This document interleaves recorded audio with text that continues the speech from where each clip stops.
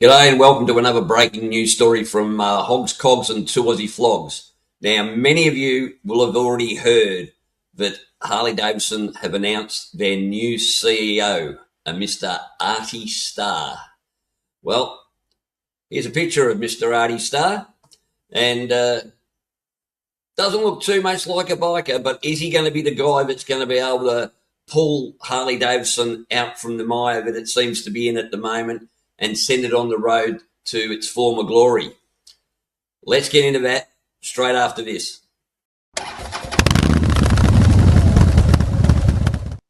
All right, so who is this new bloke, Artie Starr? Well, none of us have probably heard of him before now. He's a Princeton graduate, so he's a university chap, and you would expect that from a high-level CEO. He left Princeton. He then became the CFO of Rave, which is a cinema franchise in the US, before moving in 2016 over to Pizza Hut. It's interesting when we have a look at the initial challenges that he had at Pizza Hut was that they had declining US sales and sluggish innovation. Wow, that if he was able to solve that, maybe he might be on the right track. His strategy focused on digital transformation or making the product more valuable to the customer and repositioning the company within the area of catering in that case. And what did he do? He refreshed the nostalgic appeal of that company. He matched it up with the NFL as a sponsor, and he brought back retro vibes, so they say.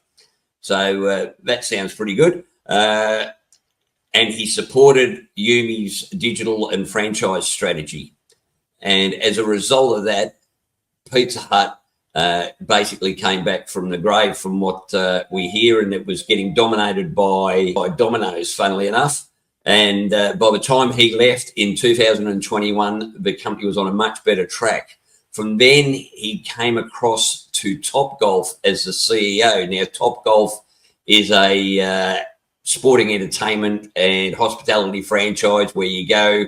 It's basically a driving range or multi-level driving range where you can go and hire a booth with a group of friends. You can eat there and you can play all sorts of golf games, whereas where you hit the ball, you score points by hitting the targets, or he introduced things like Angry Birds, and there's GPS trackers on the balls so you can actually watch the flight of your ball on the TV and all that sort of thing. There's actually one in the up at Gold Coast in Queensland, so it's supposed to be very entertaining.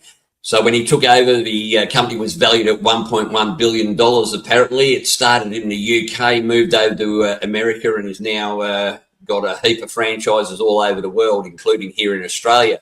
Now, go forward 4 years, and the company is now worth $1.8 billion. So that's about a 50% increase in the value of the company, and that says a whole lot. So his initial challenges there was the company was growing too rapidly, and he had pressure to scale it globally. So he's obviously worked that one out, because if it's gone from 1.1 to 1.8 billion, he's definitely doing something right. All right. So that's the bloke that we're looking at now. Has he ever ridden a motorbike or anything, or does that even matter? I'd be interested to see what you think. Personally, I hope he has ridden and he has some feel for motorbikes and the biker lifestyle. But as long as he can drag Harley Davidson away from the mire it was heading for under Zeits, it can't be a bad thing.